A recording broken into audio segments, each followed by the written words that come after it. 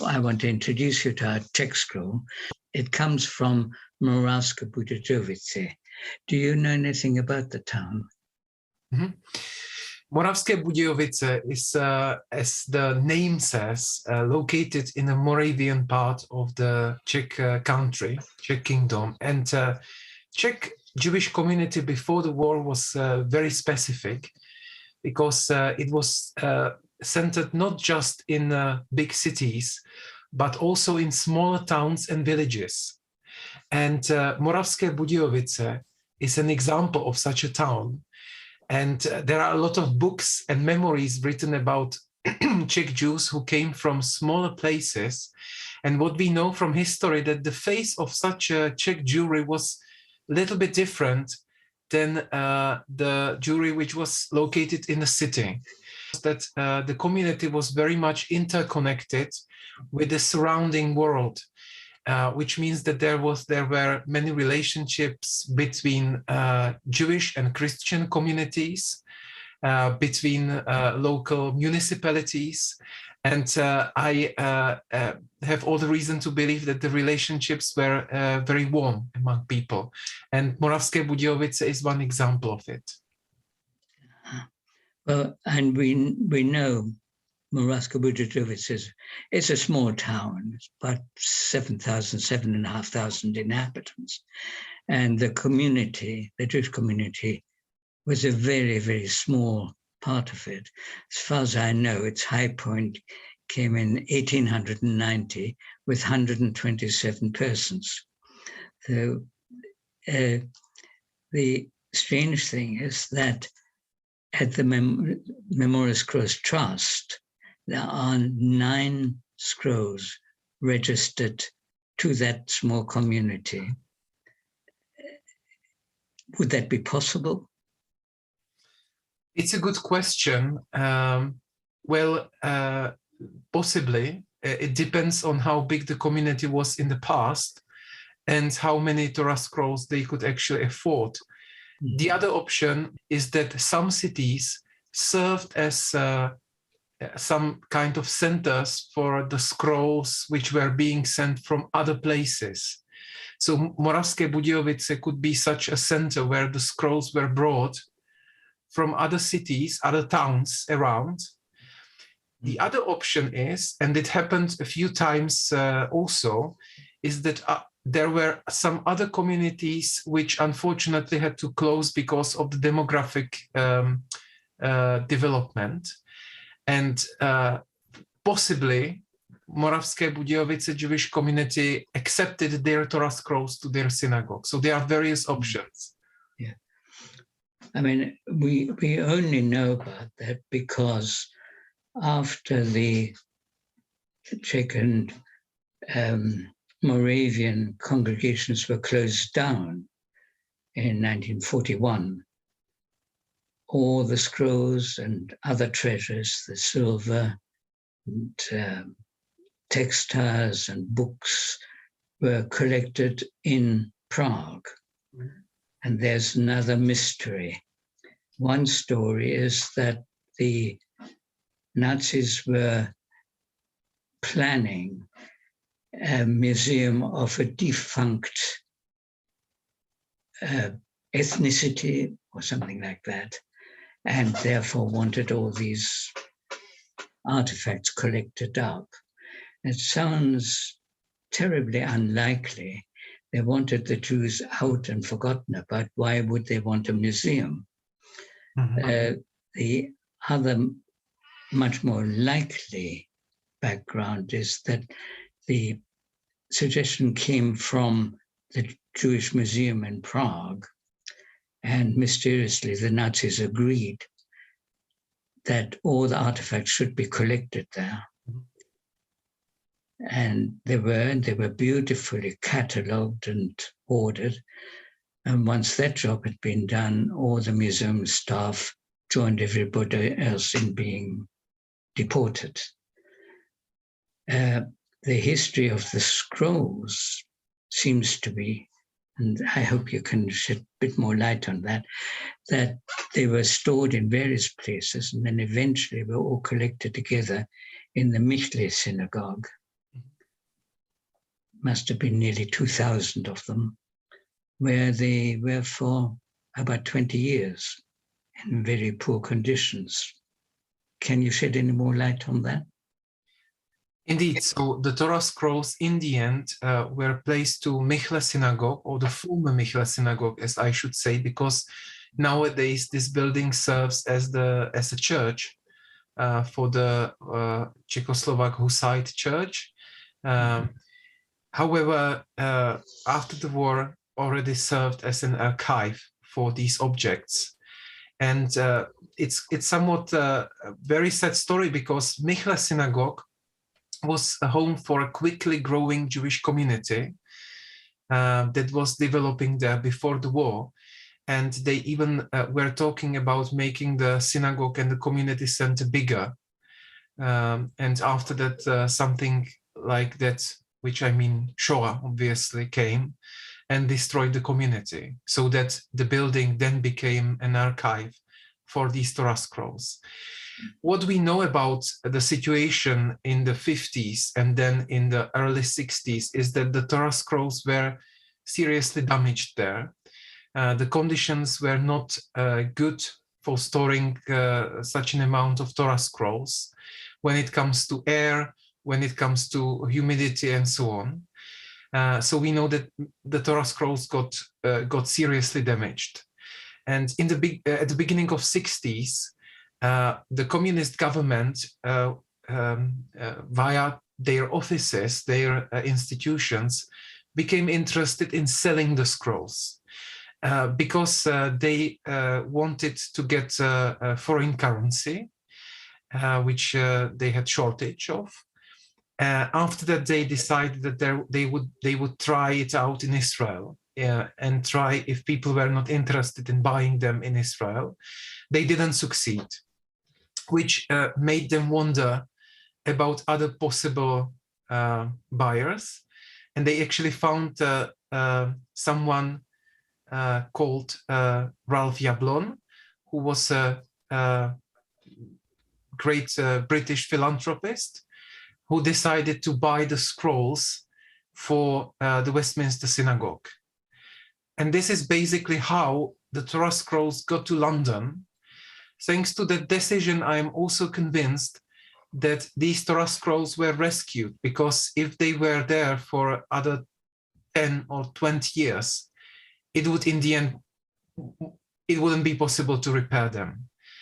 And then after that, they made quite a big journey, which means to London. And that's how they got where another chapter of their life started. Well, yeah, well, they arrived on the 7th of February, 1964. And that began a very long journey, really, for the scrolls. And they had to be, as you say, had to be restored. And from there, they've gone out on loan to congregations all over the world. There's a story that one day an itinerant scribe knocked on the door and asked if they happened to have a little work for him to restore a scroll. And the answer was, "Oi, do we have a job?"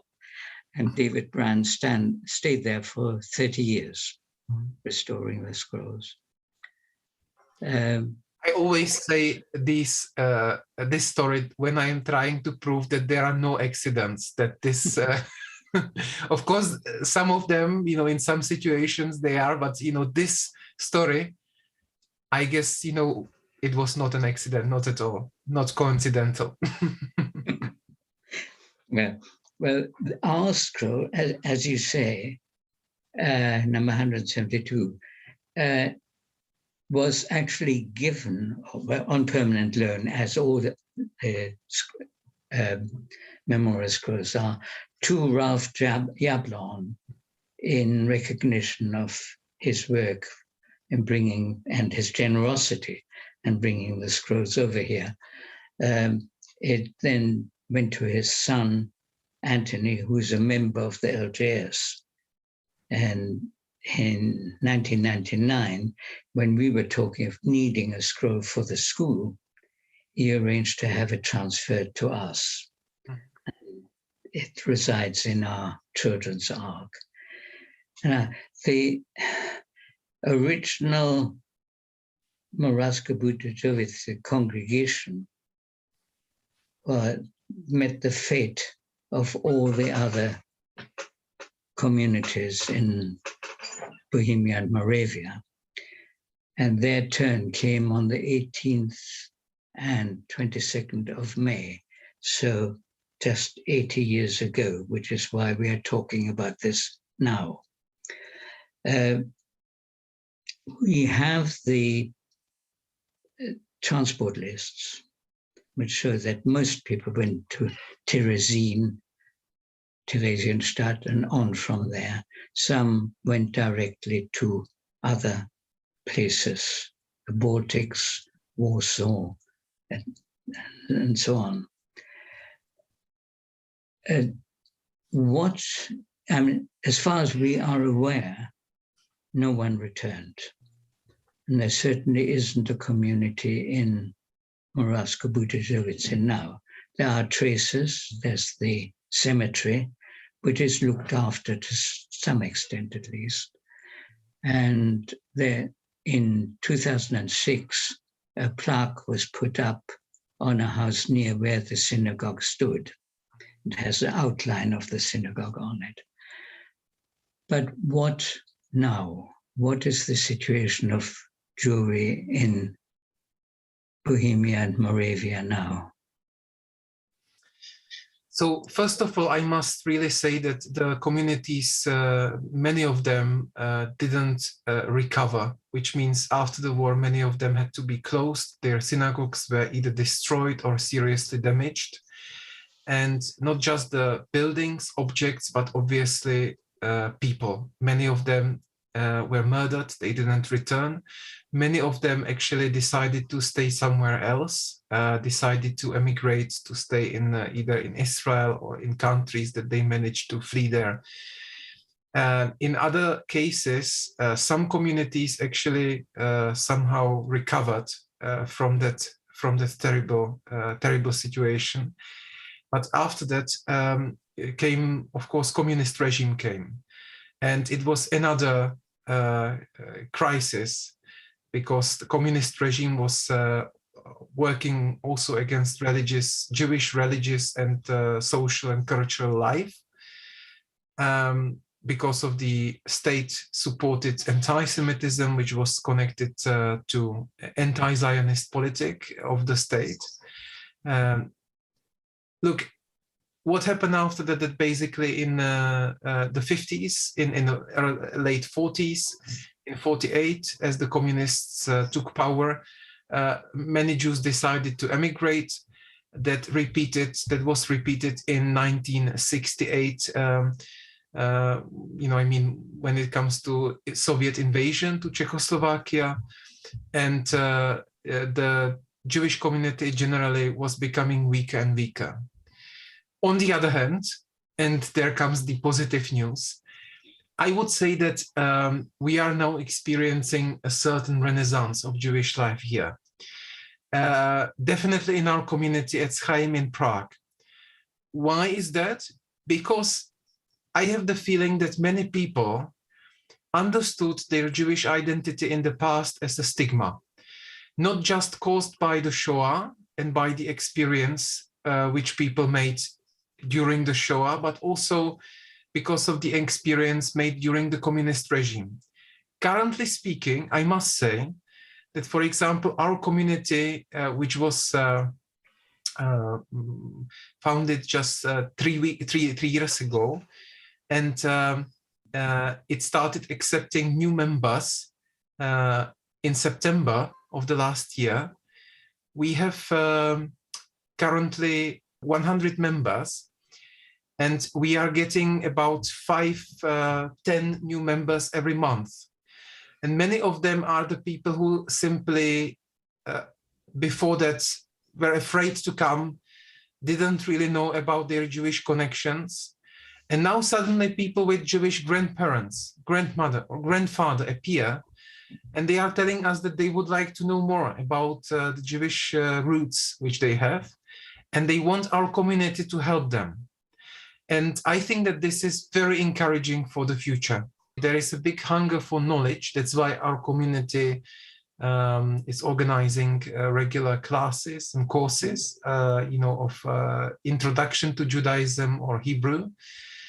But we were also very lucky to be supported by the Memorial Scrolls Trust because of the scroll which they decided to allocate on permanent loan to our community. And that happened on the last Simchat Torah. So it came full circle. Wonderful.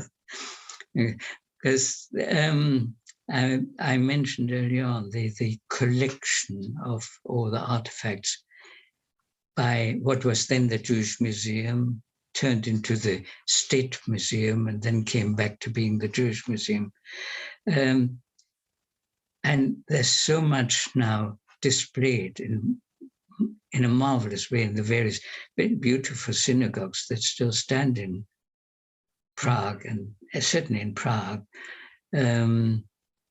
which of course was taken over after Kristallnacht, so the synagogues were destroyed. And we've seen some of them. There's the beautiful Spanish synagogue, there's the Klausen. To my mind, the most important one almost is the Pinkas Synagogue, which has the names of the 70,000 plus victims engraved on the walls. That is something that hits me every time I see it. And that's where we come full circle. That is the memorial to the lost congregations. And it's incredibly encouraging to hear that life is coming back.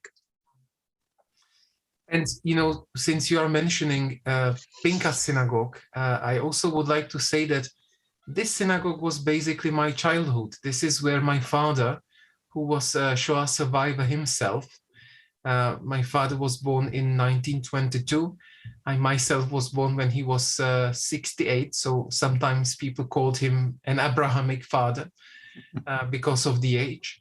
But I remember my father would take me in my childhood to the place, and without closer explanations, he would actually call me that these are the names of my family members, and he pointed at one wall. And of course, he wouldn't tell me everything what was happening and why these names were actually displayed on the wall. But it was actually kind of Judaism of my childhood. And I'm glad that the other generation, which means the generation of my son, who is now 3 years old, has also memory, which is very important, not to forget the names of our beloved ones and the members of the Czech Jewish communities. But they also have a very vibrant relationship to their Jewish identity. This is not just a stigma anymore. It is also something that one can celebrate, one can really enjoy. And this is, I think, is also our goal here of our community and my personal goal here in the Czech Republic as a progressive rabbi here to contribute to these things. And talking of memories, what do you have a view on the best way of commemorating the lost communities and their members? Yeah, it's so easy to talk in general terms. I mean, my wife Anne and I do a lot of talking. We go around to schools, talk all the time. It's very difficult to make that personal. Do you have a view on the best way of commemorating and memorializing? It's a very important question, and it's even more so because Shoah survivors are leaving us. It's in some ways, that they are the generation of Shoah survivors. And, I hope that the people, all of them, that they will be here until 120, as they say. And, as I have some friends from our community that are so amazing and vital, even if they are in their 90s. But still, at some point in the future, we will be facing the situation that no survivors will be able to offer their personal accounts. And this is a very dangerous time, of course. It's a moment of transition, and we will have to find the best ways how to commemorate, how not to forget. I would like to say two things about it. First, I once saw Haggadah for Yom HaShoah. And I think that it's a quite wise and interesting idea to create the narrative and to create the setting, ritual setting for retelling that. I think it's very important. And second, it's interesting you should say that. There is such a thing. Yes, so I think this is very, very important.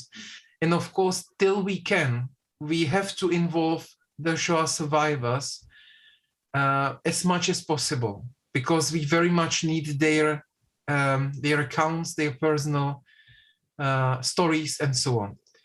And the second thing, which is very concrete, is connected to the Torah scrolls, because I very much believe that your communities in England, and I mean particularly your synagogue at this point, is doing a great, amazing job when you decide to create such a ceremony to commemorate the heritage of the Czech Torah scroll, of your Czech Torah scroll, which you have in your synagogue, during one day or one Shabbat service in a year.